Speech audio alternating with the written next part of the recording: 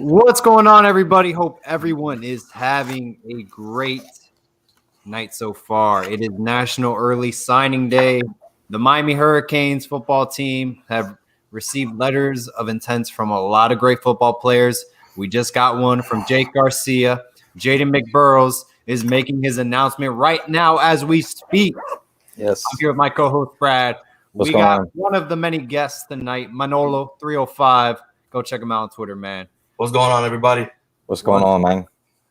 Thank you, everyone, for joining us. Brad, where do we start, man? Hell of a day to be a Miami Hurricane, to say the least. And absolutely, bro, absolutely. And I mean, if we got a couple Hurricanes that are not only signed with Miami today, but they're in contention of winning a state title. Shout out to my boy Andy Borgalis, who actually just won a state championship today.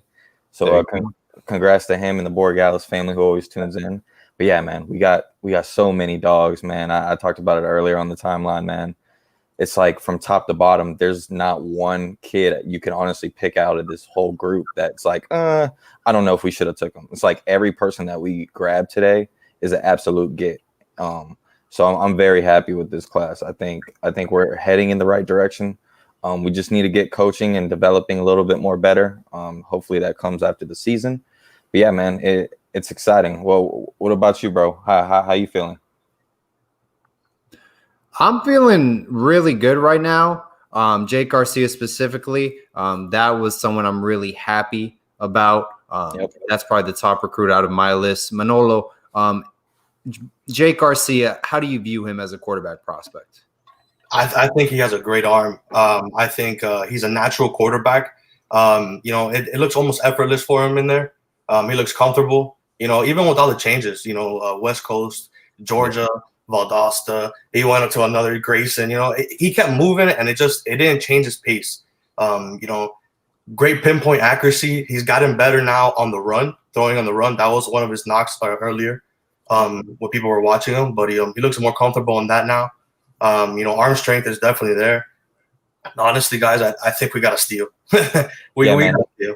Yeah, I think especially with Jake Garcia, man, he just fits that prototypical like Miami guy. Like if you could create a young Miami quarterback to be the face of South Beach, to take Miami back to that level, it's Jake Garcia, dude. Like he fits the bill. The way he talks, the way he plays, he's got the swagger. All the kids, especially all the Miami Northwestern kids, they're all are bought into this kid. Absolutely. And Jake Garcia is one of those guys where obviously he doesn't mind the attention, right? But when the attention is on him, he knows how to succeed. And Manolo brought up a great point about all these places he's moved, right? All the changes he's made, him and his family. What that shows me is he loves the game of football. He's going to do anything possible to play football and be that number one guy because, he didn't have to play this year. If we're being honest, he had scholarships to go to a lot of big schools. He still could have easily went to USC if he wanted to, but it's like, I'm glad we got him. He is definitely going to make this class special. But me personally, there's just so many position groups we're going to dive into. But the first one I want to talk about, guys, is the two-headed monster tight ends. We talk about tight end U, Miami, right? I got the pleasure to talk to Elijah the other day. Sat down with him, and super cool kid. He has the size, right? We talk about size, and him and Khalil Brantley are already, like, in my opinion, once they get into that Feely program for a few months, those boys are going to be a force to be reckoned with. What's your thought on that, Manolo? Honestly, Arroyo, once he gets Arroyo into especially him, because, I think his catch radius is crazy. His size in the end zone, guys, just throw it up and the guy's going to get it, no matter double coverage or what. The guy has a big body, man. Mm-hmm. So you put on 30 pounds of muscle on him, and it's not like Feely hasn't proven that already. He's done that with multiple players of ours, on both sides of the ball. Mm-hmm. So what makes people think that he can't do it with him, I'll say this, a majority of guys in this class, once they get into the Feely program, you're going to see some monsters out here. We got a lot of size and speed in this class. Yes. Especially in the receiving core. Oh my God! Once we get some size on these kids, good Lord. Yeah, man, this class is nothing but athletes. You got a lot of young kids that could play multiple positions, and I think that's gonna be a benefit for this defense moving forward. Paul, what are you thinking? Speaking of athletes that you mentioned in the cornerback position, Jaden McBurrows just chose Michigan. I want to pick everyone's brain right now because we did drop Tim Burns Jr. from the class. He's signing with UAB. Technically, Malik Curtis can play the cornerback position, but ultimately at the true cornerback spot, we are finishing the early signing period without any corners. Now we're going to be fighting for a lot more that are left that are going to be signing in February and the National Signing Day, also the transfer portal as well. But I want to pick everyone's brain and kind of talk about, this situation moving forward. How are we feeling comfortable moving forward, or just kind of curious as to what decisions they're going to make? I mean, me personally, man, I think this is what we were supposed to get, man. Unfortunately, the cornerback position has been something that we have struggled every single year. Cane fans harp on it every single year. We miss kids in our backyard every single year. And before the season started, we needed more corners. During the season, we needed more corners. At the end of the season now, we need more corners. So obviously you would think in the next class, we would go after a lot of corners. But yet again, we are late to the party every single time. We don't do our due diligence. And then at the end, we end up having to play with the bigger schools, man, like the Michigans, the Ole Miss, and we just don't have the guys in that department, in my opinion, to get the job done. There's no excuse as far as what our records were the last few years or how we played the last few years, because we are landing great players in every other position every single year. It seems like cornerback and linebacker are the two sore thumbs. But I will say, even though if you go by the star rating for the linebacker group that we have coming in, it's not that well. But when you put on the film of all these three kids, it's nothing but dogs, man. Like, I keep bringing the word dogs up, but it's like these kids, just the mentality. Like, it already feels like when you hear them talk, like when you hear a Ryan Rodriguez or a Khalil Brantley speak, or even Elijah Royal, like, these kids already feel like they've been in the program for 2 years. They're already bought in before the season even starts, before they even hit campus, which is just so big in my opinion, because although we might have better athletes or higher start ratings in classes prior, I don't think a lot of those kids were fully bought in. I feel like some of these kids, Miami was their second choice. And we kind of fell into their lap, where I feel like every single kid in this class, Miami was their first choice. They want to be a Miami Hurricane, and I think that's going to make a difference. Manolo, how about your thoughts about this class so far moving forward at the cornerback position? Guys, it's the usual topic here. Rumph, what are we gonna do here? If Manny wants his job after next year or even the year after, he's gonna have to make a decision on the defensive side. Friends aside, all that good stuff aside, Rumph got to go. Baker got to go. We have to clean it up. We have no corners. We have no depth. And you saw that this year when Al Blades went down. We had no depth. Who could play corner? Yeah, Couch is good. We messed up big time with Christian Williams, man. That kid would have been something with us, I think. He's going to South Florida, I believe. And that's a good pick. South Florida came up on Jaron Williams too. So, maybe South Florida got something brewing. I'm not saying anything, but maybe, maybe. But man, the corner is just our plague right now. That's our black plague, and we need to fix that. Linebacker position, I think the three-headed monster that we got coming in right now, Troutman, Thomas Davis, and Tyler Johnson. Yeah, Tyler, those kids are just monsters, nose for the ball, always around the ball, great pursuit. Troutman, if you're around him, he's going to tackle you. He's a rapping machine. He doesn't miss a lot of tackles, and they're all big hitters. They could all lay the boom, So as far as linebacker position, I think, we're actually heading in the right direction. But corner-wise, God bless, guys. We need to do something quick.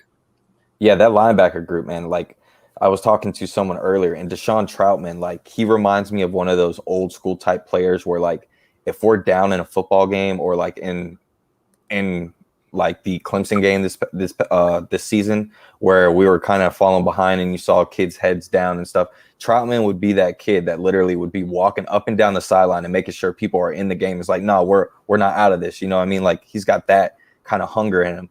And then obviously Tyler Johnson, the younger brother of Jaquan Johnson, we obviously expect some good things out of him. And then you talk about Thomas Davis.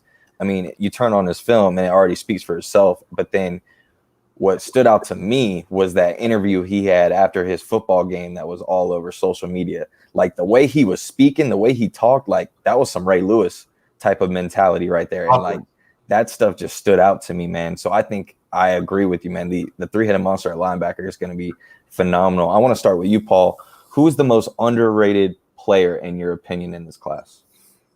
It's funny when you mentioned Desean Troutman, that's exactly what was going through my head. This is an under the radar recruit. When he committed to this class, nobody knew who he was. Let's be real. He's coming out of Orlando, the Orlando, Florida area, North Florida. I saw his highlight film. I was really impressed with his athleticism. He's a natural tackler. He finds the football, and he just loves the game of football. And I think that's what Manny Diaz is catering to towards the future. Manny Diaz quoted stating, there's no drama in this class. These kids just want to play football. And I think that's the type of player you're getting with Desean Troutman. He chose Miami. That's it. He's done. He wants to play football for the University of Miami. He's going to be a part of your program for the next 3 to 4 years. I love that. And like you said, Brad, he's the type of guy you want on your sidelines. So I'm all in. I think Desean Troutman is a huge steal for this class. And Elijah Arroyo as well. That's another player who does not get a lot of coverage. Remember, he came from Texas, 4-star recruit. We took him from Texas A&M. We won that battle. They take a lot of guys in South Florida. We won that battle in Texas to get a 4-star tight end, one of the best tight ends in the state of Texas and the nation. That's a huge win for Miami. I'm extremely excited to see what he can do in this Rhett Lashley offense. Absolutely. Manalo, before you say yours, the one thing I will say, I really love these 3 linebackers, but another thing I'm worried about, we talked about cornerbacks and developing. The linebacker position is also another position where we don't develop well. I think a lot of Kane fans took Shaq and Pickney for granted. Absolutely. And I don't think we've had good developing in that department. And this goes back all the way to Manny Diaz being the defensive coordinator.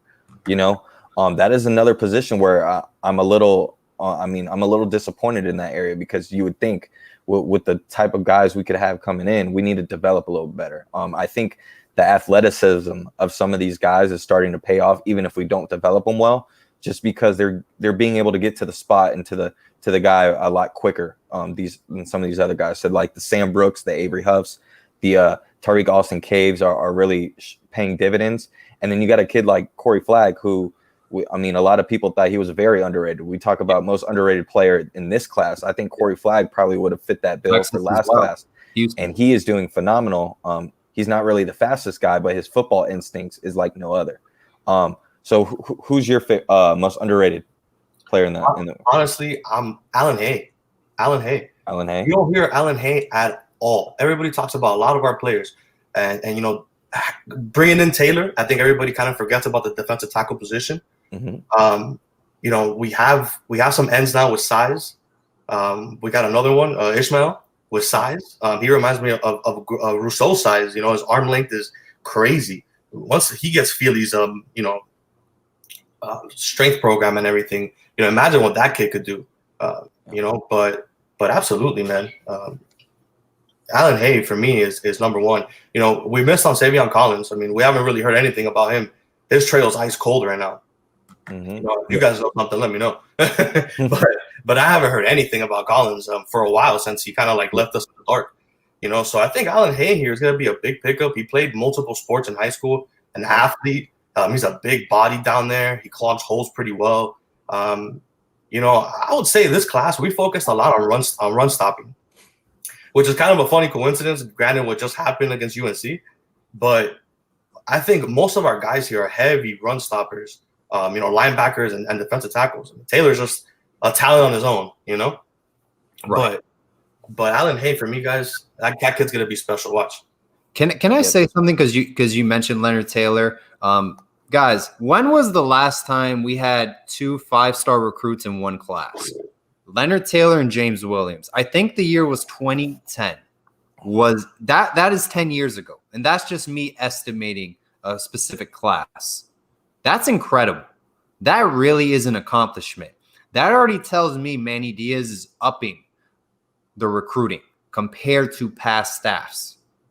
And James Williams, Leonard Taylor, I mean, those guys are going to be freaks. I mean, they're going to compete for playing time day one. Absolutely.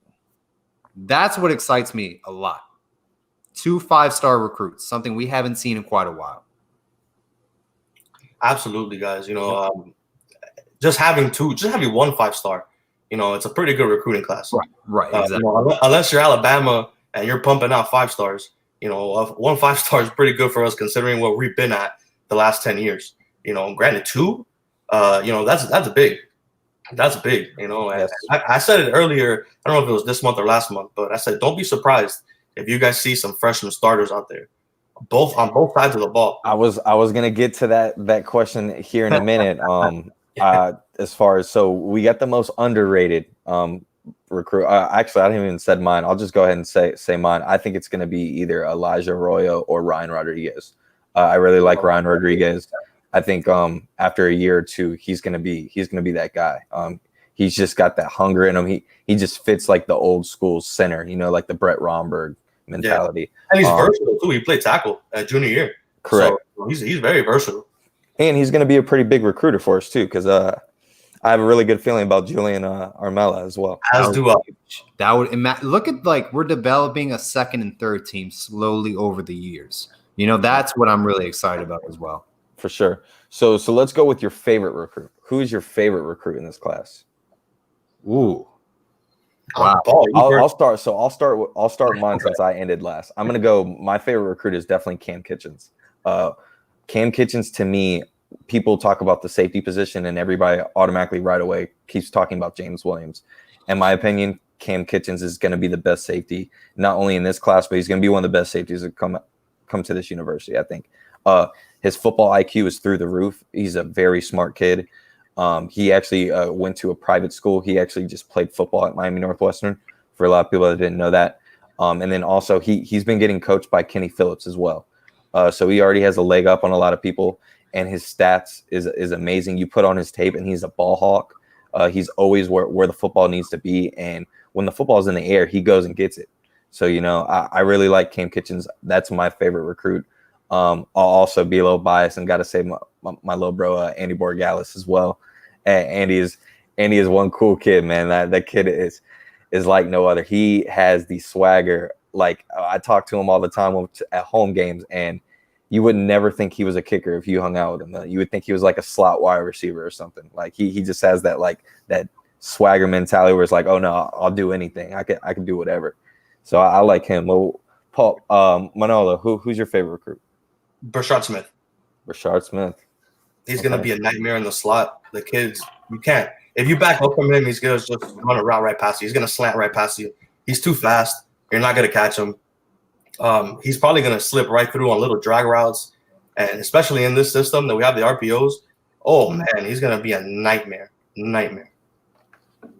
Yeah, I think people talk about what Jeff Thomas could have been in this Lashley's offense, and I think Brashard Smith is going to show us what Jeff Thomas could have been in this offense. And I think Brashard Smith is just a little bit better, in my opinion, just because he has a little bit more football IQ. He's where he needs to be. I think he's one of those kids that is hungry to be in that film room all the time. So that's going to help him as well. But yeah, I agree. Brashard Smith is pretty scary. I would like to see how Malik Curtis is going to do too. I think that's another underrated player. And with him especially, I think he's like a Swiss Army knife. We could use him in so many ways. Yeah. In high school, even the little bubble screens, that guy could take off instantly. When I watching his film, I kind of got like Travis Benjamin vibes from him. Mm-hmm. Kind of the same strides. He doesn't really look fast, but he does run fast. He's one of those like stride players. Malik Curtis, he might be something special for us too. Yeah. It's versatility, man. Especially when you get to this level, it's versatility. What can you do for the team to help the team win? That's the goal of everybody, and that should be the goal of everybody. For sure. What about you, Scoop? Man, James Williams, 6'5", 225. That sounds like a defensive end at the Power 5 level. He's going to be playing safety. I cannot wait to see him in pads. Okay, this is like the Gregory Rousseau, but like coming in 5-star, Um, and you already expect him from day one to like literally be starting and just literally taking people out. Like definitely. this is a game changer on the field. I can't recall the last time we got a recruit with these measurements. Like I'm just in shock that he picked Miami first of all that day, like kind of just revisiting it. And honestly, I just can't wait to see him on the field. I love this guy. I really think he's going to be a special player. He comes from a national powerhouse in American Heritage Plantation. He's going to be a star at the next level. I just can't wait to see him on the field. I really can't. Speaking of players that can play at other positions, James Williams, do you think he'll play his entire career at safety, or are they going to move him around? And I'm curious because defensive end, I mean, that's a great position. He has the measurements for it. Are there other positions that you guys have in mind? Brad, I'm going to go ahead with you, man. You could kick it off. So, yeah, man, I think he's going to play everywhere. I think he's going to be one of those guys where he's going to be a situational type player, kind of like a Tyrann Mathieu, where like you kind of just roam him around depending on who we play.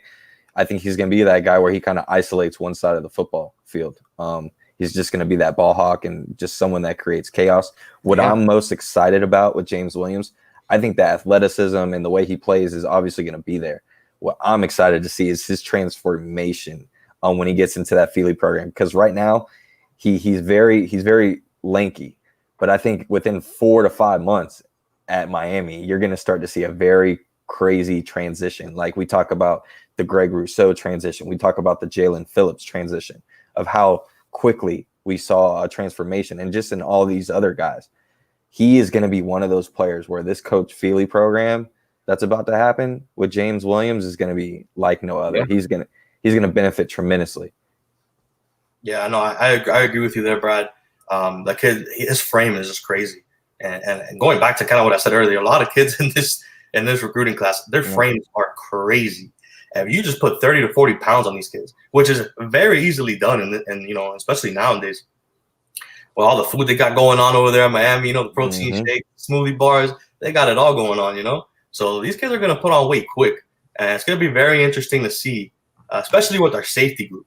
We have so many good safeties, so many ball hawk safeties that honestly it's going to be interesting to see who stays at safety and who ends up being maybe inside linebacker or an outside linebacker. Williams could definitely play on the outside.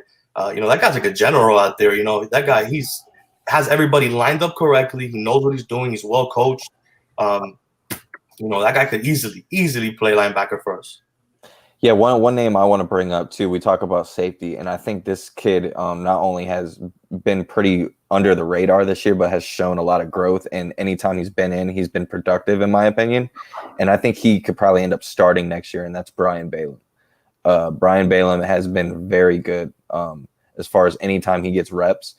From what I've heard from coaches, like he's there as far as football IQ. Like he knows exactly what plays to run, what needs to be done. Because a kid like Gervin Hall, man, is one of those guys that kind of slipped up, in my opinion. I would almost want to, at this point, because we talk about all these athleticism guys that we have bringing in and then the other safeties we have, I wouldn't be opposed to maybe transitioning Gervin Hall to like a striker / linebacker position. Because I don't think he's there at safety. He's been here for 3 years already, and he just hasn't shown any growth, in my opinion, compared to others. I would like to see him at another position and have him try it out, because that's something that I think Amari Carter would have benefited from this year if he would have moved to linebacker. Does anybody know how many players will be coming early in January? I know that's something Manny Diaz was emphasizing, if we had an exact number, because I thought the expectation was around 15, if I'm off. No, it's right up there. I'm pretty sure it's pretty close to that number, if I'm not mistaken. Yeah, I don't have the exact list in front of me, but I think definitely around that number. Like Brad touched upon earlier, these kids, they talk Miami, they want to be Miami, they are Miami. So they're gonna want to get in there early, and they're gonna want to put in the work. These kids are gonna want to start. They don't want to sit a year. They want to start.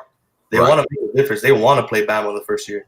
They want to show everybody up. So I just hope this coaching staff like grows some balls and lets the best players play, because there's been so many times where, like, I'm sorry, but like Michael Redding should have been playing a lot this year. I know he dealt with COVID, but like at the beginning of the year, like when we had this whole, we're going to make the wide receiver competition open this week, and yet the following game we had the same starters out there. Obviously they got a little better, but like Michael Redding was screaming all throughout the year to like have key moments where we could have used him.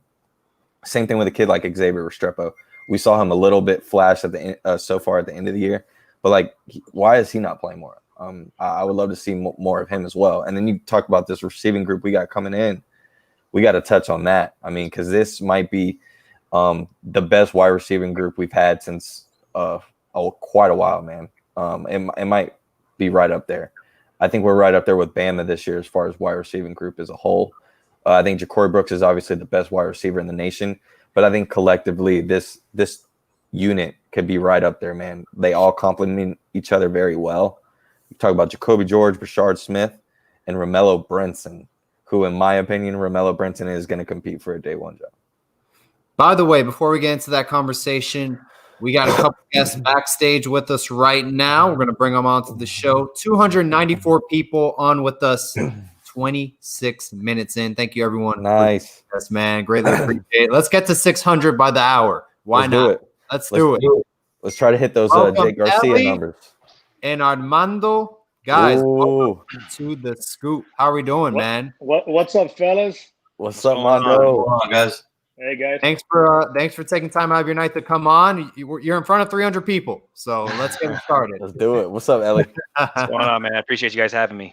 No problem. So we were talking to Manalo just a second ago about your favorite recruit in this class. We're breaking down this 2021 recruiting class. I want to get both of y'all's thoughts. Let's start with you, Ellie. Who's your favorite recruit in this class and why? So I'm gonna go ahead and say Elijah Arroyo. I'm a big fan of him. I like his build. He's a producer. He's putting a lot out there. I think there was a game where he had 4 touchdowns out there. I'm not someone who tries to be invested in these guys until they put pen to paper. So I'm really excited, and now I'm going to go back and watch his tape. But one thing I liked that he said on your podcast the other day was how much he knows the system essentially. Yep. So I like that because he's going to come in. He knows what's up. The terminology might be a little different, but he's going to know the concepts, everything. So I expect him to be on the field day one. He's big. He's ready to go. I think he's an early enrollee. So, yep. Somebody asked that question earlier. I think there's 14 of these 20 kids are early enrollees coming in January. So, and him being one of them. So I'm ready for him to get in that weight room and get in that offense and be ready to roll day one. He's going to push Mallory a lot.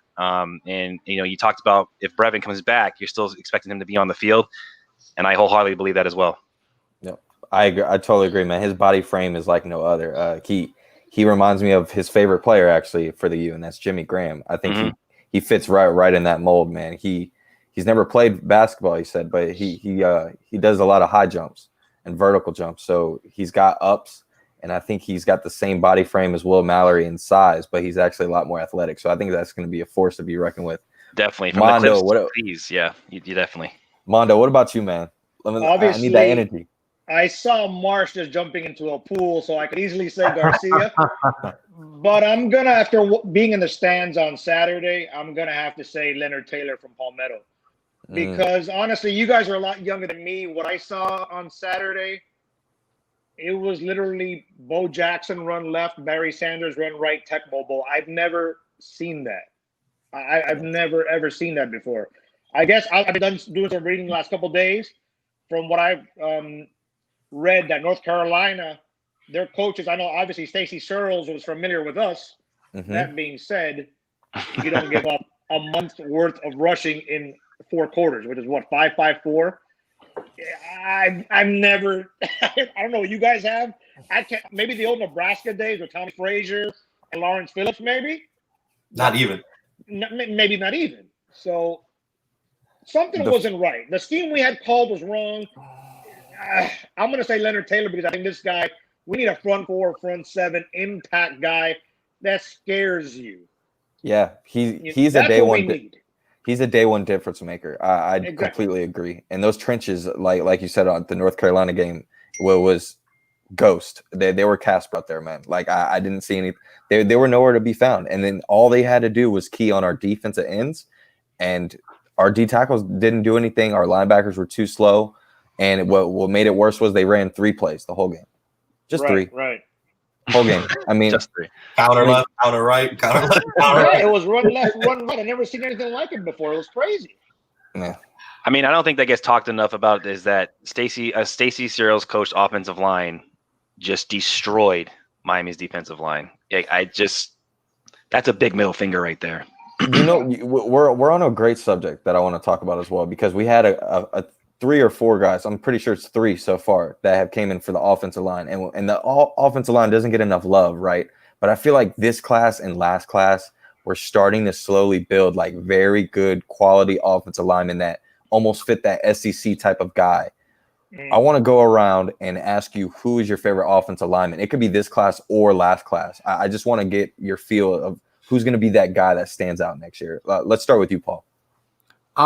Favorite offensive lineman, I'm going to go because I'm a little bit kind of, what's the word for it, kind of weird about things. There's been quote me if I'm wrong, I strongly believe there's been one offensive lineman, like was mentioned previously, Brad, from Christopher Columbus Senior High School, that has been a part of every single national title. So if Ryan Rodriguez is that 6th guy, we got to stick with it. He's my favorite. He comes from a great program.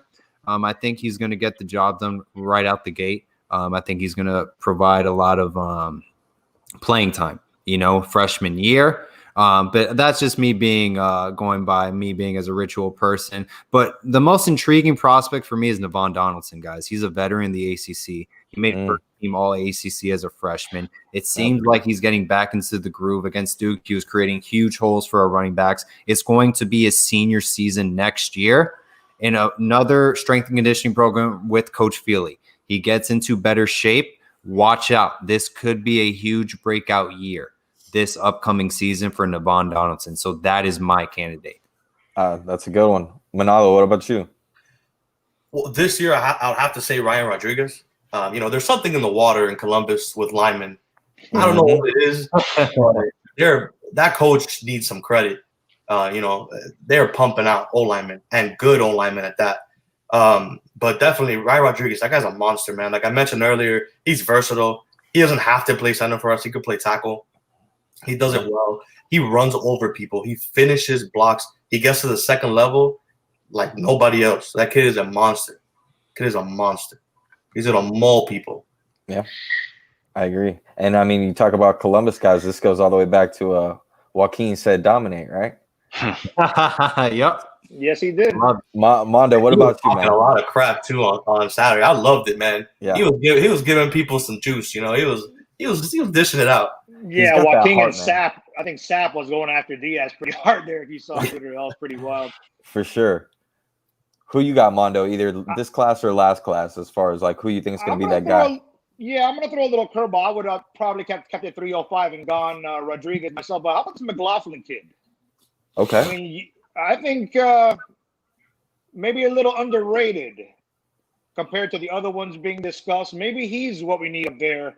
And, yeah, good points about Donaldson and Rodriguez. But to win, I mean, the old days, it was always just football. Nasty O-line, nasty D-line. And we started better this year. Seemed after 3 or 4 games in, we just stopped. I mean, not stopped running the ball, but started to struggle a bit with the run, it seemed like. And obviously, King, it masked a lot of the issues up there. But, yeah, the O-line it was improved from last year. I will say that. But I'm anxious to see this McLaughlin kid. And obviously, Donaldson coming back is just huge. Just big. So we'll see. I like it. Michael McLaughlin. What about you? So I'm going to cop out here, but I'm going to say I like both classes being put the way they've been put together. We all know that O-line has been our biggest issue on the offensive side of the ball, aside from quarterback. Mm-hmm. And the last 2 classes, being able to pull in Isaiah Walker down the road late there in the transfer portal, and then putting together this class, and it's not done yet, in my opinion. I feel like they might go in, because surprises with Austin Barber, and I like from what I've seen from the clips there from him. But yes. I just think the chips that they've stacked the last 2 classes in general, really excite me because, you know, you're going to have Zion Nelson coming back, you know, another year. You have Navon Donaldson coming back another year. Maybe Gaynor does. So they don't have to be thrown out into the wolves right away. They still get that time to develop. But they can also still get that playing experience. And you never know, you know, a guy like Jalen Rivers might step in and really show out in the spring. Isaiah Walker might do the same. You know, he came in and got himself right for the year. They did the right thing by sitting him out and let him get in the room and get his mind right. So, you know, I'm really excited because they did focus on the trenches these last 2 years, and it's got me pumped. You know, there's two guys I like in particular. For last class, it's probably Jalen Rivers. I've heard a lot of good things from the coaches that he's kind of that next guy to be ready, and he's kind of just building more weight, and he's getting a lot of reps under his belt as far as in practice, to where I think game time next year he's going to be ready, and he's already going to look like that college prototypical guy. I know we've talked about the bigger offensive lineman trying to get to that SDC type of look, and I think Mondo touched on Michael McLaughlin, who's about 6'7", you know, over 300 pounds. Then you add a guy like Jalen Rivers, and then Navon Donaldson. We haven't talked about a guy like Isaiah Walker.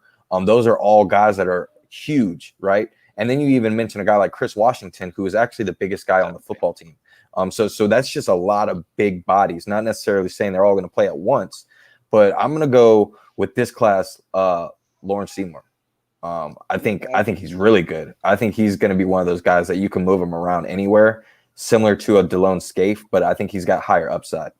But I think the key point into all of this that we haven't mentioned is not only have we added very good offensive linemen, like we all said, but we finally have a good offensive line coach. Oh, absolutely. Someone who can develop and someone who can literally show you within 5 to 6 months that these guys can play a lot better. That there's been times where the pocket still has collapsed, but I think we can all agree that this offensive line is night and day from last year. I mean, specifically a guy like Zion Nelson alone. Look at the progression that Zion Nelson has done in just a year. Someone whose name that was called 7 to 10 times a game for holding or some type of penalty and sacks. And this year, his name has not been called once. That's a good thing. He was mocked mercifully by the fan base, if I recall. So that's a really good point, Brad. Yeah, he was absolutely. destroyed last year. I mean, he played bad, if we're being honest here. But we did throw him in the fire. I mean, I don't blame the kid at all. First game against the Gators isn't easy. And Manny even said it, you know, a guy like him was going to get better and better every year. And he's going to go from someone we're going to be pissed off at every day or every week for giving up sacks and penalties and such to someone we don't even hear about, which is a good thing because that means he's doing his job. You know, it stinks, but that's why I'm excited about the group in general, because we're not going to be just throwing guys out there and hoping that they can just learn and get it right on the first snap. It bodes well for our quarterbacks and in the run game in particular. Do you guys see Rodriguez or McLaughlin possibly starting day one? No, absolutely not. No, I don't see either one. Unfortunately, with Rodriguez, I think he may be able to be that one of those guys, but it's just he's behind Corey Gaynor, who's probably going to come back. So I think he's already solidified the center role. And then me personally, McLaughlin, the only thing I'm worried about with him is his legs.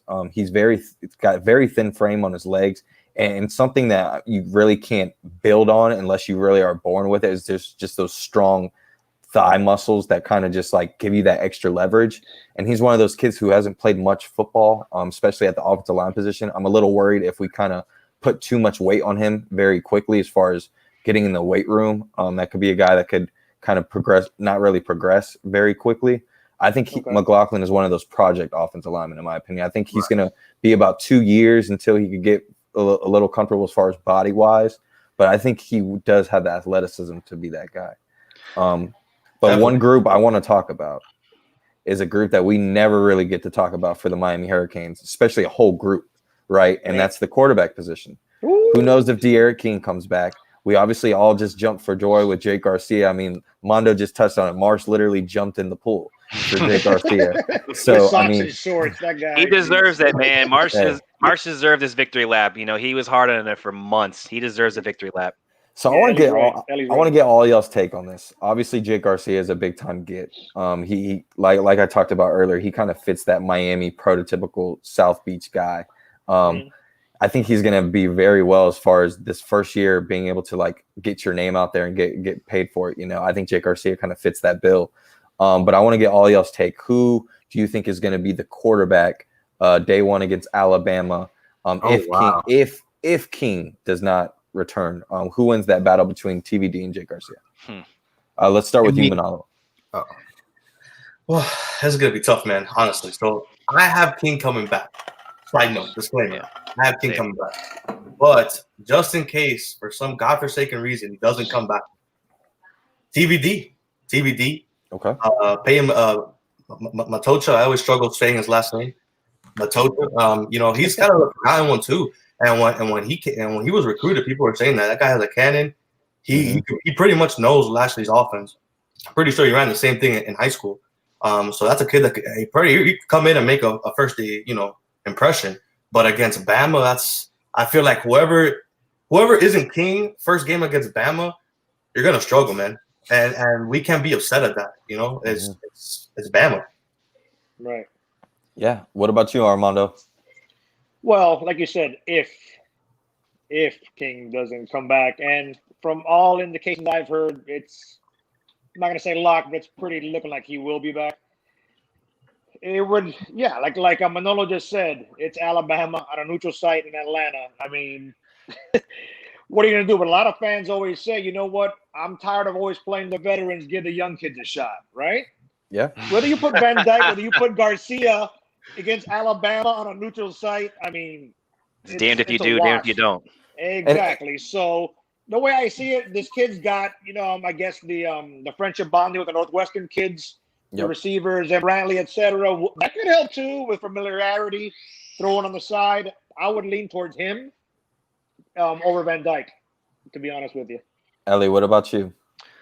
Well, I'm also on the boat that King does return. And I'm also going to say TVD. I think a year in the system, it's going to be a hard fought competition for sure. And I even think with King being back and Garcia being in the room and TVD being there too, like it's just going to be a hard fought competition. If King comes back, obviously he's going to win it, in my opinion. But I just think a year in the system and knowing what you're going to know what to do in the reads, it's going to it's going to be a trust factor there. But I do think it would be a short leash. If TVD struggles on those first couple of drives, they're going to throw Garcia out there. Because from the things I've seen with Garcia, he does seem to be the real deal. And I think he's an early enrollee as well, which is a huge thing about this class. Is like a lot of these kids are early enrollees, so they're going to have those extra few months in the weight room and in the system to be ready for the fall. So, if King's gone, I think it's going to be TVD with a short leash.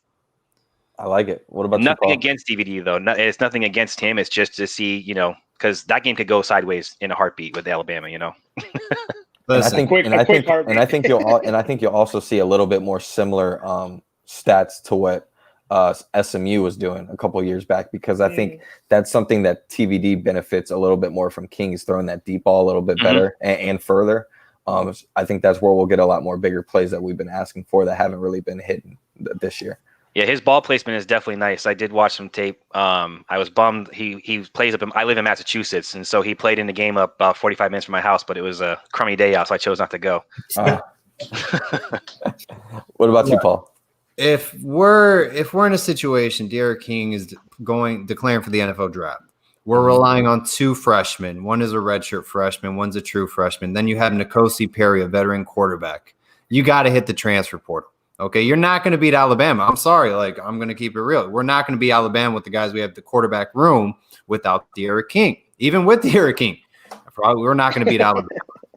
Right. So throwing out a true freshman, a redshirt freshman, hit the transfer portal. It's going to be massive this year. It's going to be the free agency of college football times 10 like we've never seen it before. By the way, next week, I know Brad doesn't view them as highly as I do, but App State, I think they're a pretty good college football team. Then you have Michigan State. They're not gonna stop till the whistle is blown. So that Carolina. I don't know if you can rely on a true freshman to develop with that non-conference schedule. It could really be tricky. Mel Tucker's a damn good head coach. Just watch out. Be very careful if you are dealing with a freshman. If that's the case, go to the transfer portal. If not, give N'Kosi Perry his final senior year. They do have Coastal Carolina too on their non-conference, if I'm not mistaken. Yeah. But that's a good thing. I like the idea of the transfer portal. But my question for you is, wouldn't they have tried to go for McKenzie Milton if that was the case? Like if King's not being back. I mean, I know we're talking about here. I was going to say, so I think, me personally, I don't think Jet Garcia comes unless he knows King's coming back. In Right. my opinion, De'Aaron King's coming back for sure. Yeah, so Yeah, I think absolutely. I think King, I mean, obviously is going to be that guy. And we talk about how beneficial he is in this Alabama game, first game. I think if King doesn't come back, Miami is probably ranked like a 16th, 17th ranked team going into the Bama game. And they're probably not – Bama's probably favored by like 30. And I think with King coming back instead of 20. Wow. Yeah, and I think if King does come back though, they're only 25. favored about like 18 to 20. That's crazy. But I UM's got a think little squad. That's crazy. But I think we're a top 10 team with King coming back. I think we would actually be pre-ranked top 10 Is if King Phillips comes back. and Roche coming back as well? I think they're both gone. I don't think we're a top 10 team if Phillips and Roche leave. Unless think we don't Phillips know comes if they're back. Portal people. I'm one of the few who thinks Phillips will come back. I mean, I know his stock has gone up, but I think he's going to come back. 1 year flash in the pan is great, but he still has a lot to work on. And I mean, he kind of got exposed in the North Carolina game, just playing so fast upfield, and he's got to learn to slow some things down in the run in his run defense. And I think he's got a lot to work on that he can bring back. And with what Bubba said, I know he's talking, but. Mm-hmm. It sounds like a lot of those guys want to come back for that run. You stack the class you have.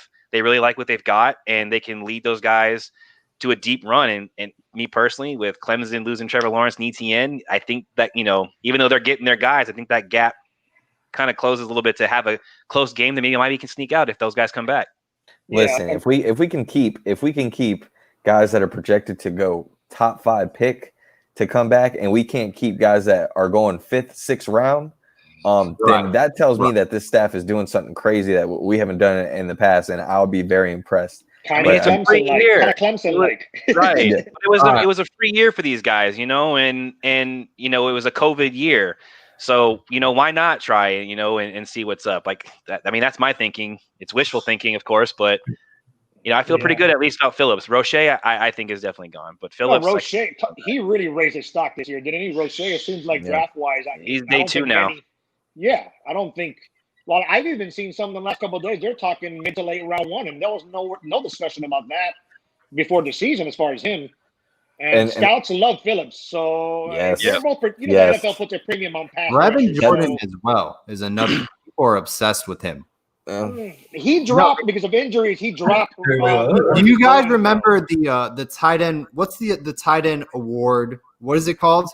John Mackey. The John Mackey Award. So when they make these watch lists, they get together in a Zoom meeting like what we're doing and they just talk about it like a conference call. Every single one of those people had only great things to say about Brevin Jordan. Sure. People view him very highly as a tight end. I understand, like, at the next level, his measurements don't really match up well, but a lot of people are very high on him. Sure. So look out for that.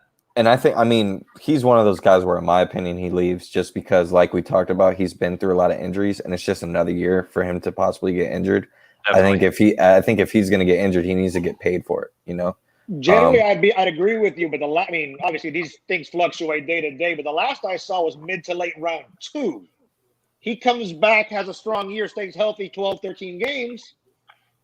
But that's a question mark. But I agree with what Brad is saying, because generally I tilt to, if you can make money, go pro, whereas most fans are like, he's dumb for leaving. Well, but you also got to think, though, that likeness bill in Florida is kicking in next year. So these guys can start marketing themselves and making their own money. I think that's another thing I feel that Manny really used in his recruiting pitches with these kids is next year you can start making your own money here at Miami using our brand. Like, I'm a little worried that they're going to get too focused on that piece, the players themselves. But, Brevin could come back a year and make some money on the side and get that insurance.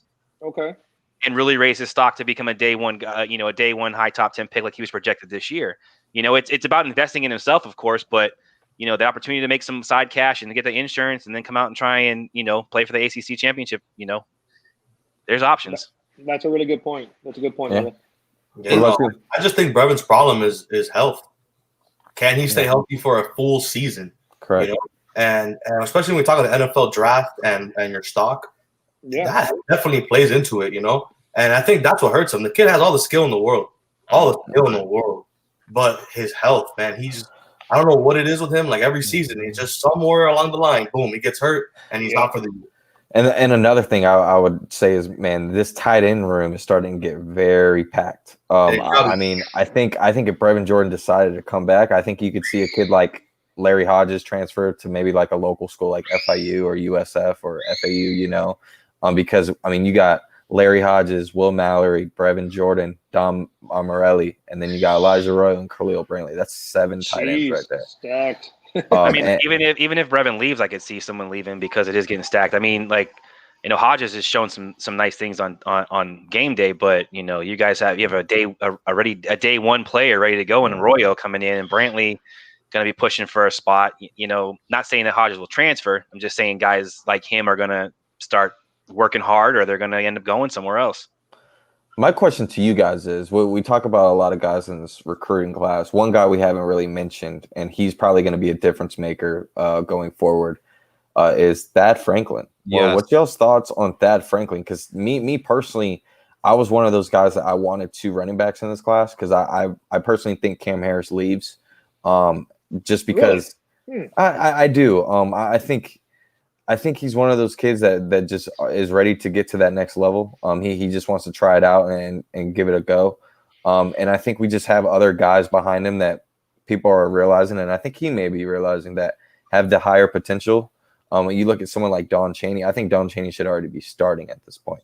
And then Thad Franklin, then you got obviously Rooster as well. And who knows what happens to a guy like Robert Burns. But I think we needed 2 running backs in this class. And I think if Cam Harris does declare, I think running back is one of those positions we dip into the transfer portal. You know, that's the first I've heard of that. I didn't even honestly conceive Harris leaves. So you think he might go pro, really? Yeah, I don't think it's because obviously the stats. I just think he's one of those kids that needs to be ready. I would put him in the same position as like a kid like Joseph Yearby a couple of years back, where we all kind of were like, all right, he doesn't really need to go to the NFL, but he had some issues off the field where it was like, you know what, I need to make money for my family. I think Cam is just one of those guys that might be ready. All right.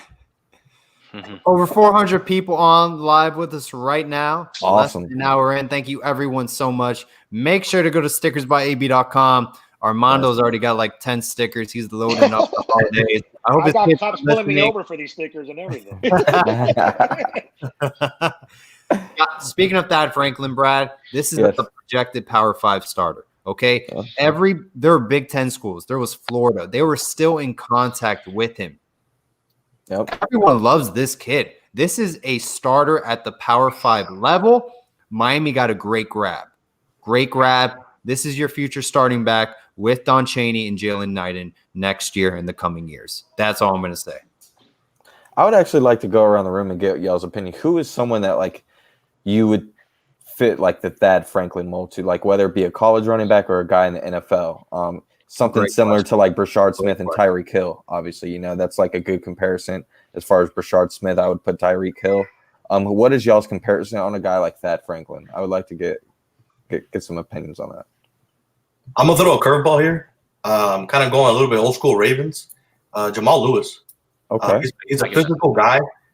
He pounds, always falls forward. He's not the fastest running back, but he is very difficult to take down. He's a bruiser, man. He's a bruiser, and I love to have bruisers, especially on running backs. With this quick offense that we run, you know, we're gonna beat the crap out of the defense pretty much. You know, fourth quarter comes, everybody's gonna be fried. Definitely. Brad, do you know what Thad Franklin ran in his 40? Probably like a high 4.4 maybe. That's the exact measurements of Ronnie Brown. 6 foot, 220, 4.40. That's a great comparison. What my comparison is Ronnie Brown. Wow, that's a pretty good comparison. If you can have the same career as Ronnie Brown at Auburn, future's looking bright at the University of Miami, guys. We're good.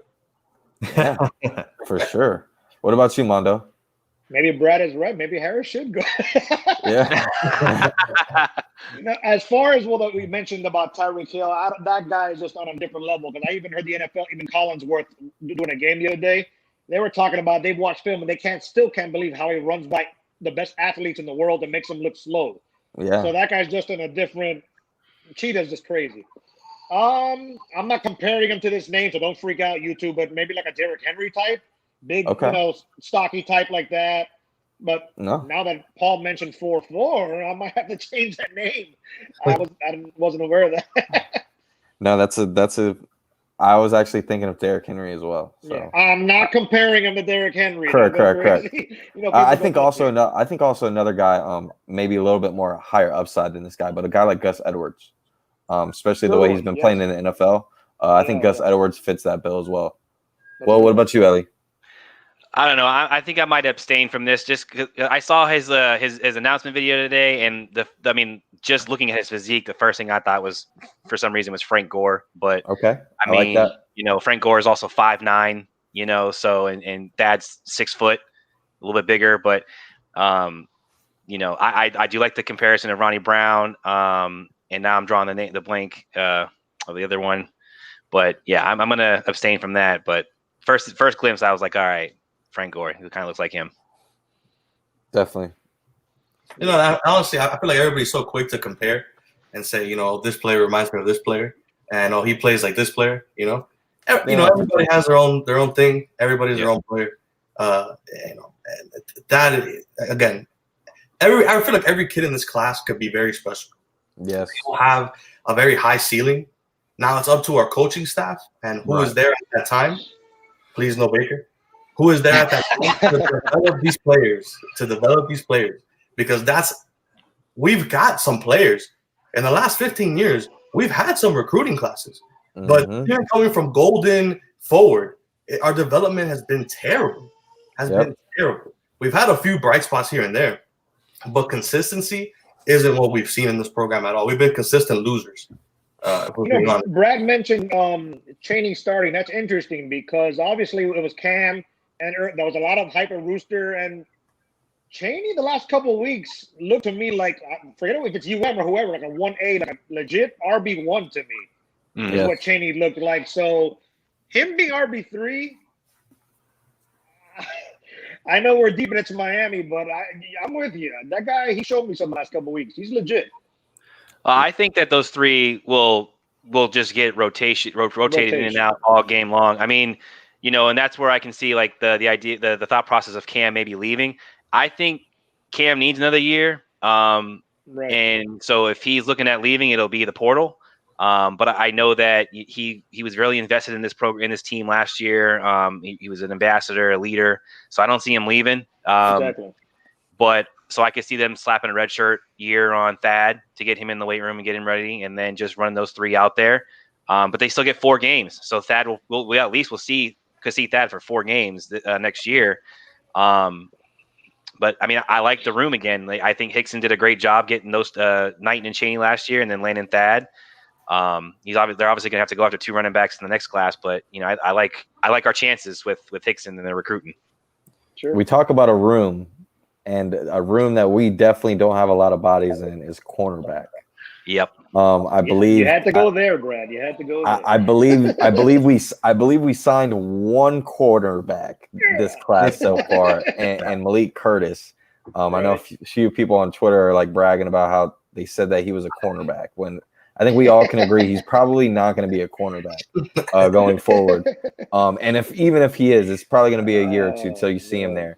But what is y'all thoughts on cornerback position? Like, are we going to have the same cornerback coach next year? Are we going to? I mean, well, what is y'all's thoughts? I want to start with you, Ellie. It's time. It's time. I mean, I'm someone who tries to give coaches time. We live in a world of instant gratification. Like, if you don't do it in that first year, you got to go, type of thing. And in certain areas, like with Enos last year and the offensive staff, it was time to go. There was no progression, and there was no buy-in from the team. There are just things that you see on the field with technique from the cornerbacks that really bother you.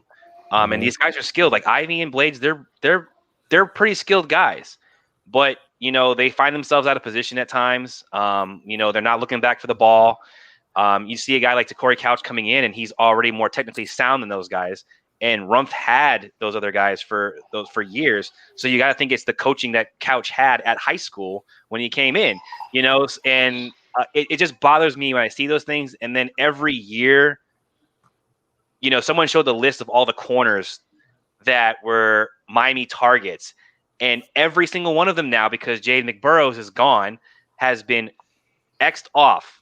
That Rump didn't get any of them. And it's just like, I don't care about the notion that, Banda makes the calls or Manny makes the calls and doesn't that's your position. If you can't coach it, then and you're not even recruiting it, then we need to do something with it. And I just, I'm sure he's a great guy and he's very well respected as a fan and as a former player of the team. But it's time to move on. And so I'd like to see a change be made there, along with other positions of coaches, of course, too. Armando, what's your thoughts? Well, like Ellie mentioned, former guy, former NFL, player. Mm-hmm. Seems like I've never met the guy, obviously, but the guy seems like a class act. To be honest, I thought Couch was our best corner all year. I don't know how you guys feel. I agree. I love this sport, and to me, that guy was our best cornerback, regardless if he was a freshman, a senior. He was our best player. So did Rump develop him, or was it high school, as Ellie mentioned? So I'm kind of on the fence. I don't see him going anywhere. And it is mystifying because when you're in South Florida, a.k.a. the best athlete in the country, and the position continually doesn't get filled, as you saw today. It's just a head scratcher. Yep. Is it the bartenders not shaking the drinks right? Is it Rump? All these kids, like you said, that are in South Florida, just South Florida alone, and you can't get one. He couldn't even get players that he coached in high school. You got to remember, we signed Rump right during the period where we thought we were going to get a leg up on people. We were like, all right, he coached all these American Heritage guys. We got him on our staff now, and we got played. Yeah, I went to Bama, Georgia. They just went elsewhere. It sucks because you thought it was going to work out, and you're just not seeing it work out. And then, of course, we all thought McBurrows was coming. Like I said earlier, I don't have my full-on inside sources, but I know a Michigan alum, and the first thing he said to me this morning was, "You guys are getting Jaden. I heard he's leaving. All this stuff." And then I watched him put the Michigan hat on. I'm like, "You got him," and he's like, "Wait, are you serious?" You just can't. And that kind of upsets me more because we kind of put the burden on this whole Tim Burns situation, and I feel bad for the kid even more now because everybody kind of put this impression where it's like, all right, we didn't get Burns because we have a replacement for Burns, and McBurrows would have fit that bill, right? He's a little bit he fits the Burns lookalike Trajan Bandy, but just a little bit better than Burns, but we didn't land him. So it's like now I would have really loved Burns in this class, and another kid that we just never went after was Steven Ortiz. I think Steven Ortiz would have been the perfect guy as well to add in this class. Minnesota. Yep. Minnesota. Yeah. Manalo, what about you? Man, as far as McBurrows, I feel like we already knew what we were going to get, right? Mm-hmm. For the most part, in this recruiting class, we already kind of knew what we were going to get. They were talking Miami, moving Miami, so it's really hard to flip after you're doing all that stuff publicly. Players do it sometimes, but it's very difficult. Yeah. Yep. Once we started signing people, McBurrows should have been on the phone with this kid every single day, 24/7 if possible. If he needed to walk to the store, we should walk with him. If he needed a ride, we should pick him up. We needed to get in this kid's ear, and get him over here. And we failed. We failed with every single cornerback that we went after. Any rumor failed. Yeah. So when is it going to be enough? Are we going to take 2 more years of failure, fire Manny, clean out staff, and then start all over again? Is that what we're going to have to do? Paul, before you chime in, I will say this: even if we would have landed McBurrows, I think he was one of those guys where it would have took him a year or two to kind of get any playing time. I think this staff kind of keyed and knows that we need guys that can play day one. Like the D Delaney's, the Javonte Deans, or the transfer portals, where we get these guys in, even though they weren't as productive as we thought we could be.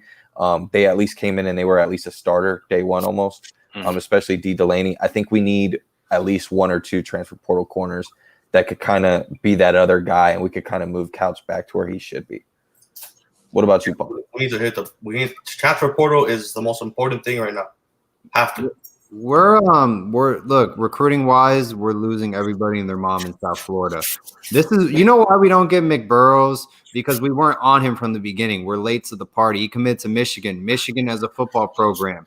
Look, it's way better than Miami is right now. I'm sorry. They can fund a new head coach easily.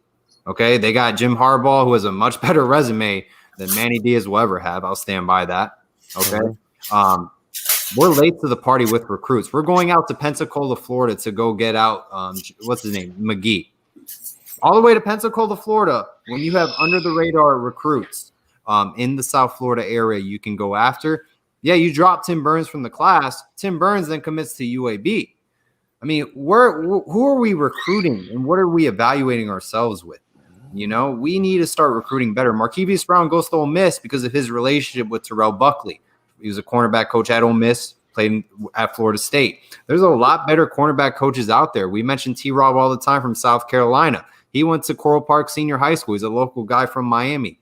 Mm-hmm. Honestly, I mean, there's a lot to pick from. I don't know why we're still wasting our time with mediocre staff, because right now, as a staff defensively, you match it up to other programs in the SEC. In the ACC, we're not at the top by all means. We don't have a strong staff defensively. It is a really bad sign to strike out at the cornerback position. The transfer portal at the cornerback position, getting Javonte Dean, D. Delaney, it doesn't really work out a lot. It hasn't really worked out. Adrian Colbert played 8 games. That would be the most solid one. But he played more safety. I would say he didn't do safety, yeah. So it's like we got to figure out something at the end. It's time to move on. It's time. There's no more excuses. Then this is not just Rump. This is Packy. This is Baker. Banda, you can keep him around because of his recruiting efforts. He's done a great job. But it's time to move on, man. It really is. So here's my thing, though. I want to hear all y'all's thoughts on this. We talk about the transfer portal being very important, but the next most important thing for the Hurricanes is winning a bowl game. Now hear this, though. Let's not have any no Cheez-It jokes, all right? No Cheez-It. No. This is what worries. This is what worries me, Mondo. Well, I don't care if you get the Cheez-Its Ritz or the Cheez-Its crackers or I don't care what flavor it is, the hot and spicy. If we win the bowl game, yes, it's a good thing that we finally win a bowl game. But does Manny Diaz have the cojones to only have 2 losses this year, win a bowl game, and not fire anybody on defense? He doesn't. Well, before you asked it, I was about to mention after the debacle what happened on Saturday, like he did last year with Lashley, now this year, OC. It was that enough for him to say, you know what, this guy was my boy from Louisiana Tech, but this is not cutting it. Because everybody's saying, you got to get rid of Blake, obviously, but it's Manny's scheme, though, correct? I mean, am I wrong on that? No, you're not. That's why Mac Brown got rid of him at Texas, right? Yep. I mean, so all these guys on defense. Interesting. All these guys on defense besides Rump and Stroud is Manny's boys. They all learned from Manny, so they're a tree and they are all close together. I'm sure they FaceTime and Zoom together all the time. Yeah, so the defense, as to your question, if the defense plays respectable in the bowl game and they win and go 9-2, is he firing his DC? I would venture to say no. That worries me because we keep talking about all these great athletes we have coming in. Look at Ellie. Ellie wants a loss.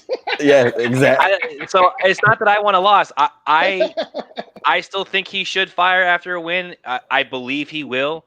My thinking is if he doesn't, then Manny is really toeing the line of his job. I mean, because in 2 years he has had 2 of the worst losses in Miami history. Yeah. With FIU, and we had a lot of offensive issues last year. The defense wasn't the problem last year in the FIU game. We just couldn't score a point.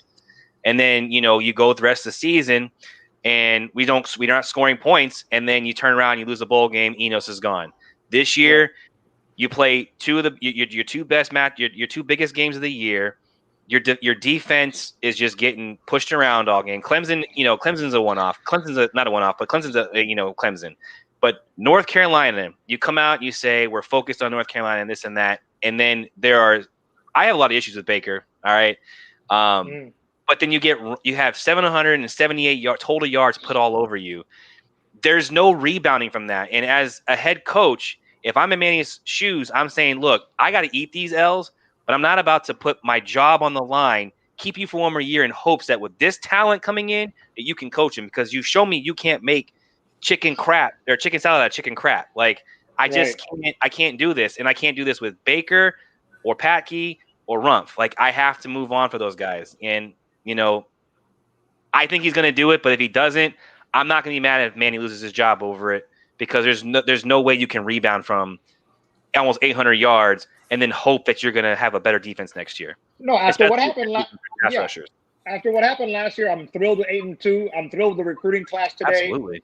That being said, when you're playing a team that you gave up a 4th and 17 to last year, it was a game to go to a New Year's Six. I mean, you can't say it enough, but to go to a New Year's Six bowl. Yeah. And it's one thing to, like Ellie mentioned, it's one thing to lose. Okay, Clemson, I get it. You can lose on any day. You can lose. You can lose NC State, Virginia, whatever. But to come out and lose by 35 at home and give up 554 rushing yards and almost 800 yards of offense, and then come out a few days later and say you need a mental break. I support Manny to the death, but that to me comes across as excuseville.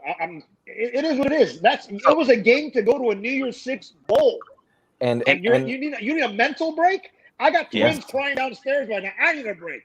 And I will say this for the people that are commenting saying that Manny's D, like when Manny's coaching, it's the same D. You got to understand he's just more aggressive. This is the same scheme, the same exact stuff that Baker is running. The difference is Manny throws more pressure at great times where it causes turnovers, which is the whole point of this defense. When you cause turnovers, that's what makes the defense good. When people talk about, oh, Manny's D was good a couple years ago, that's because we were number 1 in the nation in turnovers. Go look at it. Tackles for loss. We're aggressive. Yeah, we're Manny's aggressive, on a which is not what we're doing. Show here in the morning, and he says it himself. I'm in every defensive meeting, and you better believe I put in my 2 cents every meeting I go into. So don't think it's just Baker doing everything. It's not.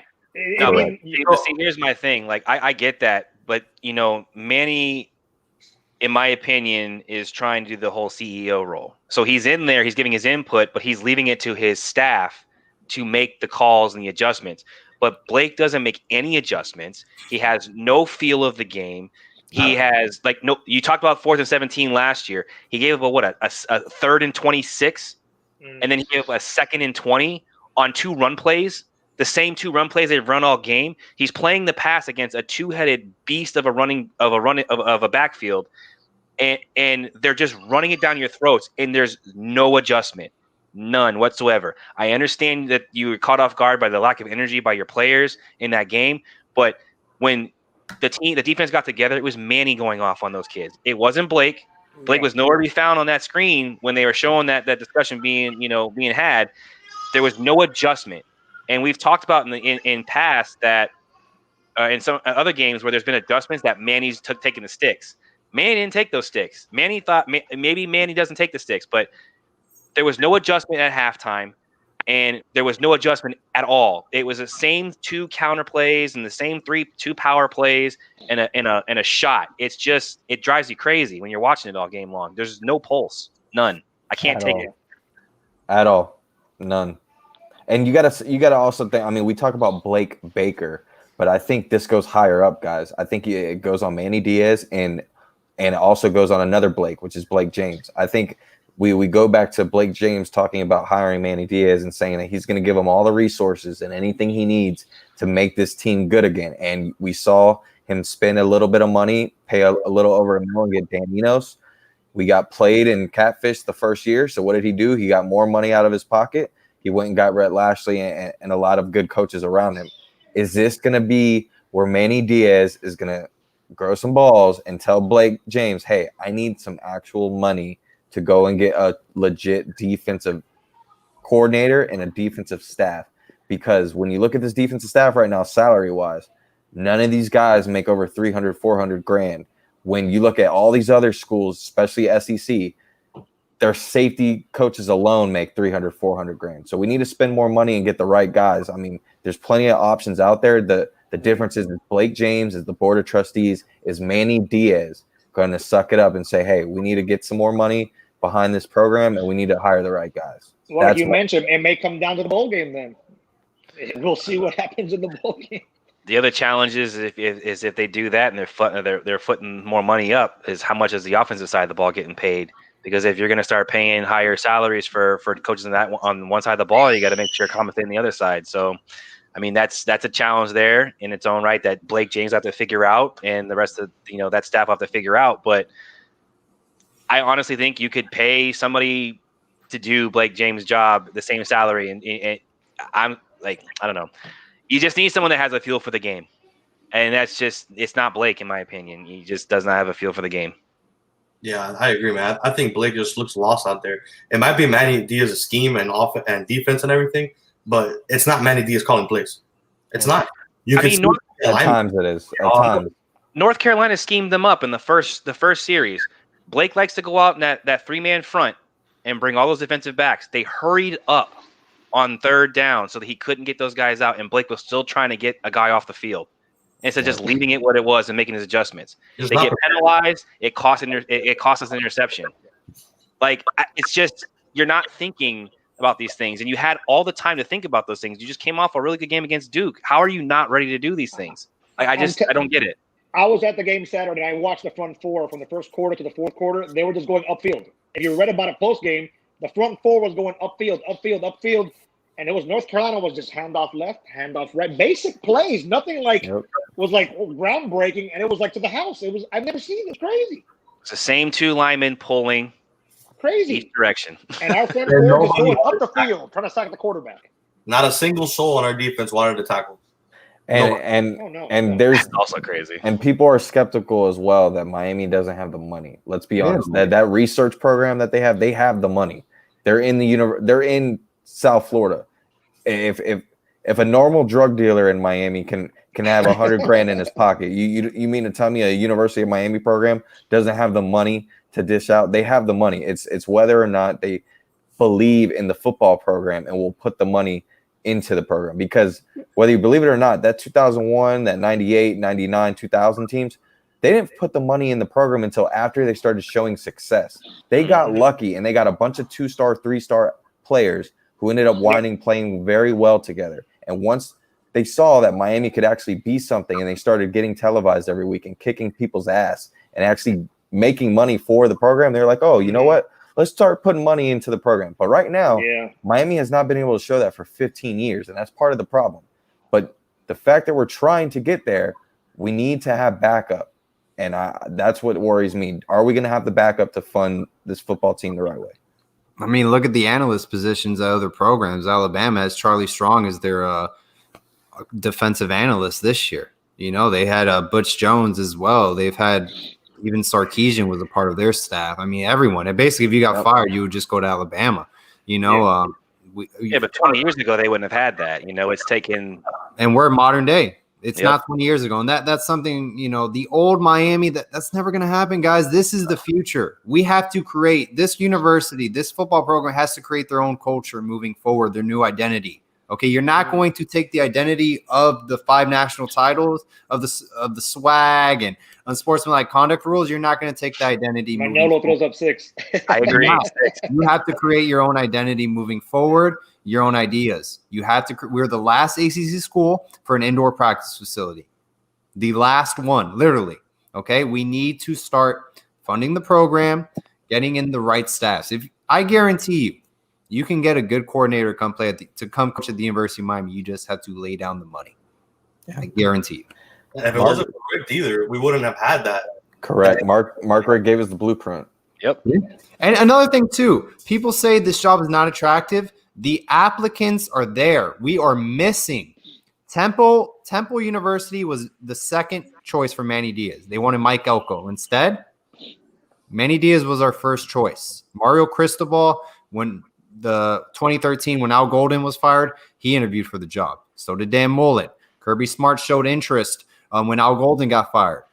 Then Georgia fired Mark Richt.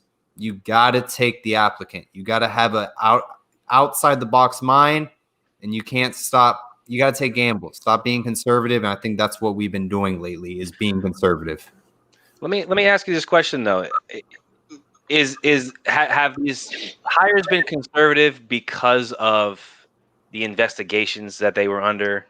Well, we're not going to hire Lane Kiffin. That's never going to happen. No, I get that, but like they've been trying to focus it.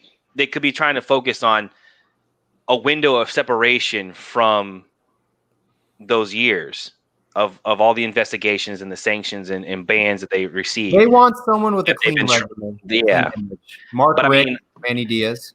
I mean, the bags might still be going now. I mean, but You got to be clean. You know, obviously.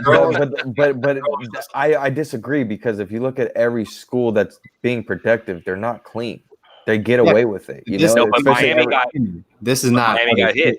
No, I don't think we'll ever be an SEC school or a Clemson paying Venables as a DC 2-3 million or whatever. But No. at the same token, bad news, I'm on the road all day at work, and hey, look, there's another medical UM building with a UM logo on it. So trust me, they've got the money. It's But not like about you them guys- to have money. Like you guys have said, this is an attractive place to coach. So you don't necessarily have to have $3 million to pay a coordinator, because people will come here to coach and then, do it for a couple of years and then make that jump. Yep. It's just a matter of footing that bill out for a couple of years and then making it an attractive place for those coaches to come out. Not to mention, you got to also think this is the backyard of the best high school football in America. You're gonna be able to pick your poison of who you want. I mean, look at a guy like Coach Justice, for example. He came in his first 48 hours, he looked in front of the camera and he said, "I believe that I could recruit and land guys in our own backyard." And what is he doing? He's doing that exact thing, and we are praising him. Oh, and for how it. about, So this, why- how about this Likens guy? I mean, I like the that job word. he's doing, and he had, if I'm not mistaken, he had the 49ers, IU at Arizona State, right? Yep. Did he not? Yeah, Nikhil Harry. He's tearing up the league the last couple of weeks. So Yeah, we Even got though a home Nikhil run Harry- higher with that guy. he still was a beast in college. Yeah. Hey, I Yeah. want to say thank you. I gotta get going. The twins are going crazy downstairs, so I want to thank No all worries, of you brother. for talking. Thanks for I coming on. appreciate it, Mondo. Well, Thank take you, it easy. fellas. You have a good night. Easy. All Yeah, right. man. Then there was 4. Let's get a little Q&A action. All right. If What you have you any, got, Paul? remember, we are like a minute ahead of everyone. So if you have any questions or answers, just drop them below. You'll probably see this in a little bit. I'm going to put in the comment section as well. Guys, how do we feel about Tavares Dawson out of Fort Myers? I mean, me personally, I think, again, same thing with most cornerbacks. We're late to the party. I think that's another kid that we kind of came in late. And as we've seen, there's other schools that are coming in late, but I think they have stronger pool. I think they have more money to throw at. You look at a team like Texas A&M. And to be honest, another kid where I'm a little doubting now is Austin Barber. I think this is another kid that Miami hopefully gets, but I think we're going to miss out on him because we weren't on him early. I think Austin Barber is one of those kids where if we would have been on him about 3 or 4 months ago and offered him, he would already be in this class. He would already be committed. But now you have teams like Ole Miss, teams like Florida, who are now in the mix for Austin Barber.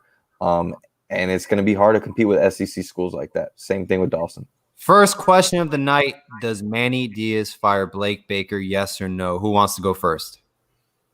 I think I'll take this one. So no matter what happens in the bowl game, if we get blown out or not, I unfortunately don't think he will. My gut prays. I'm praying that he does. I'm praying that he does. But I think Manny's problem, man, he just has a lot of yes men around him. I think we might need to bring in somebody who shakes the boat. Somebody who's just not going to be like, yeah, no, we're going to do that. No, I want to do this. I want to do this. Let's talk about it. You know? And another thing, too, that I want to point out here, they always talk about these defensive meetings, right? 5 people in there. They always have all these Zoom calls. Right. I think, is it fair to say maybe too many Chiefs, not enough Indians? Is it too many opinions, and that's why we're just all over the place and we don't look prepared? Could that be a possibility? Maybe it should just be Baker and Manny in there, and they could figure that out. But something needs to happen for sure. Something needs to happen. I think he does. I think he takes a step back and sees the success of the offensive staff he has now compared to the staff that he had last year and what he had the decisions he had to make after that 1 year. And he's given these guys a chance, and it's not getting any better. Like we said, when Manny coached, the team was more aggressive. They were more productive. They were getting turnovers, tackles for loss, sacks. They're not doing any of that right now. and they're getting stomped in the ground by a team that they shouldn't have lost to. So I personally feel that he will, regardless of if they win or lose. And I think he take a step back and look at his assistants on the other side of the ball that he brought in, saw how great the recruiters they were, and just move on. I personally believe it's going to depend on the bowl game. I really do. I don't see Manny Diaz firing anybody if we only have 2 losses this year, just because of the COVID year, everything that we dealt with, and for him to go from 6-7 to only having 2 losses, even though we looked on the schedule before the season started and we only thought we would get 1 loss, I think it's going to be hard for him to. I think he's going to have enough legit reasons to put on that tie again and be the politician that he is, and kind of be out there and be like, hey, we went 9-2. We won a bowl game. It's been our first bowl game that we've won in 4 or 5 years, twice in the past, 15 years almost. I think we're heading in the right direction.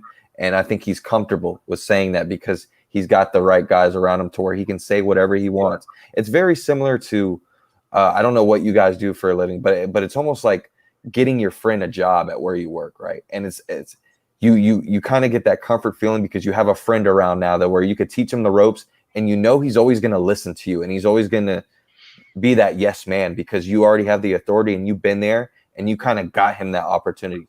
That's how I feel that Manny Diaz is with this whole defensive staff. It's a bunch of guys that kind of look up to him and is very comfortable to where Manny can just delegate little things to each one, and he knows exactly what he's going to get out of it. Where, again, I think you guys brought up a good point. We need guys that can rough it up. We need guys that could test each other. And I think a guy like Coach Cool was a guy that tried to test and rough the feathers up. And I think that's what kind of shook the defensive room a little bit with Manny Diaz, because Manny wanted to be that head honcho. And I think Coach Cool was a guy that wasn't playing around like that. And I think he got a bad rap because of that. He kind of saw it firsthand with Manny Diaz. And I think that could bite us in the end, man. I really think if Manny Diaz doesn't fire anybody, he's not the guy. That's an excellent point, Brad, that you made. I mean, these are Manny's guys. He doesn't want someone challenging his opinion. It's going to be very hard for me to believe that a new defensive coordinator is going to come in and Manny is going to just let him run the defense. It sounds like Mark Richt, to be honest. I was going to say it's exactly that.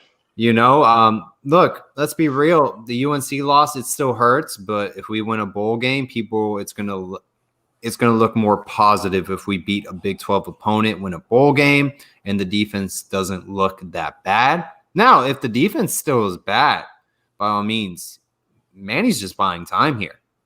I'm very curious how this plays off this offseason. I don't think he'll fire him. I really don't, and that will be the nail in the head in the Manny Diaz coaching career at Miami, and you'll see against Alabama, we will get eaten alive.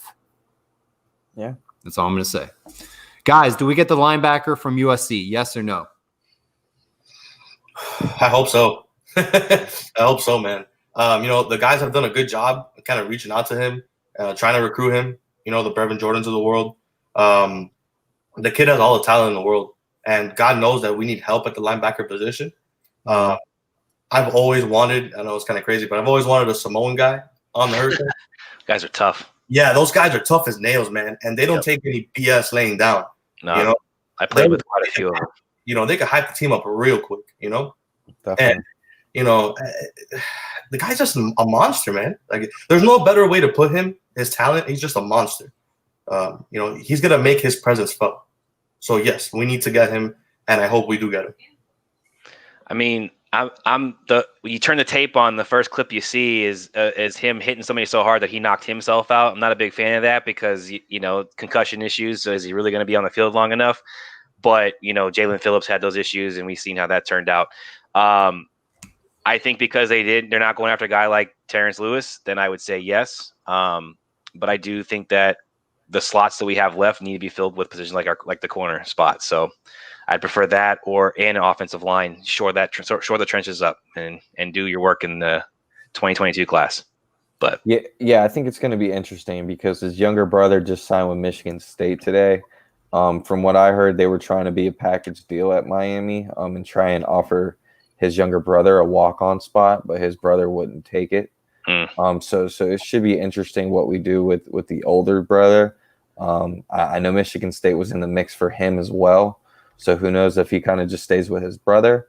But it should be interesting. I think we do need to go after him since we kind of didn't get a Terrence Lewis, because we need some veteran type of leadership in that linebacker room, someone that has already been somewhat proven and gotten some snaps on that college level.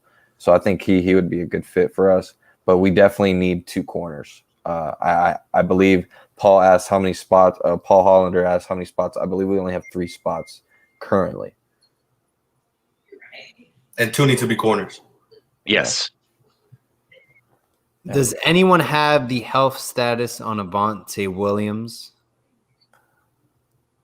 Not that I know of. I believe he's gonna get looked at in January. So Okay. for right now, it's up in the air. Who knows? I know he's practicing, and then from what I've heard is that the health program there is doing very well. He's on track for next year.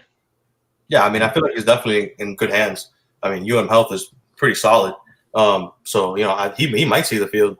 But like I said, safety's not really a position that I'm concerned about. We have a corner though. They'll have him at corner.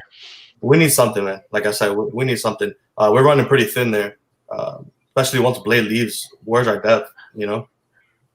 Yeah, I mean that's one kid that I hope he gets better. But I'm still not putting all my eggs in the basket that he plays, unfortunately. How do you guys see Lashley's first year? Because personally, I feel we could be better. Now, I did see the stats comparing last year to this year. Everything was improvements. I understand it was very simplistic at times, very repetitive, but it is his first year as offensive coordinator. I'm curious about the second year jump.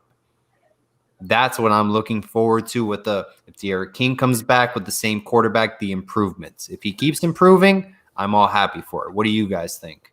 I think you're going to see a huge jump. And we also got to put in consideration that not only is it very difficult to get a whole brand new offensive coaching staff together, but have an offensive coordinator and a brand new quarterback work together. And it seemed like they kind of hit it off very quick right off the bat. And I think what kind of made this offense go to the next level was D'Eriq King starting to get very familiar with the run option and shotgun, where he's not used to that. And I think the biggest thing that we need to put in consideration is this was COVID year. They had a lot less time to be together than normal. You got to think half the time that D'Eriq King was getting coached by Rhett Lashley was doing the same thing we're doing right now, not being able to do much. So I think being able to actually physically be there and coach him up and actually be in the program, if he comes back, is going to be a tremendous, tremendous opportunity. Yeah, I agree. And I also think you got to factor in the personnel. I mean, you're looking at an offensive line that gave up like 70 sacks last year. For them to, I don't know how many sacks they've given up this year, but, you got to keep some things simple. You got to, you can't do a whole lot with the personnel that you have, especially if it's what it was last year coming in this year. I mean, receivers included. We had issues with receivers getting open last year. In our offensive line, giving up all the sacks. Our rush offense was terrible. Where we ran the ball a little bit better this year. I mean, with D'Eriq King's legs being a part of that, we were able to throw the ball a little bit better once the receivers were told that the position group was opening up again. And the offensive line did better protecting. I think that it was a very successful season this year, all things considered. And I like you said, Brad, is going to take a huge jump next year because they're all going to be in this system. They're all going to have a spring to work in together, and they're going to be pushed by these young guys that are going to come in, and they're hungry for those positions. So the competition is back. Hey man, competition, breeds champions. Through our glory years, that's what we've had, and that's what's pushed players to be better than what they thought they could be. Those 2 stars came to be 5 stars, So it's something that we desperately need. We're definitely inputting that. Last year's recruiting, this year, the next year as well, which is, spicing up as well. That next year is probably going to be good as well. So we're adding depth. But lastly, I mean, guys, no off season. Brad touched on it a little bit. It's really hard to implement a whole entire scheme of offense with kind of half an off season. So that's another year of King. He knows the system. He knows what to do. The only thing that I want to see Lashley improve on is straight running. Derek King bails us out a lot with his legs. If you look at most of our rushing yards, King has a lot of it. King has a lot of those. So I want to see more, running backs actually getting yards. No more 23-yard performances by Cam Harris. I need to see numbers. Running backs putting up numbers. Yeah, and I think Rhett Lashley had a interview with Josh Darrow the other day, and he kind of touched on he's more of a pass happy guy. Obviously, Rhett Lashley playing quarterback and safety in high school, winning a state championship. He likes to throw the ball a lot. Him working with a guy like Gus Malzahn, that's where he kind of dipped his finger in a little bit in the running game, but he likes to put his own twist on things. So I think I wouldn't be surprised if we only see a little bit more running. I think some of our running backs could have done a little bit better job here and there. Same thing with the offensive linemen.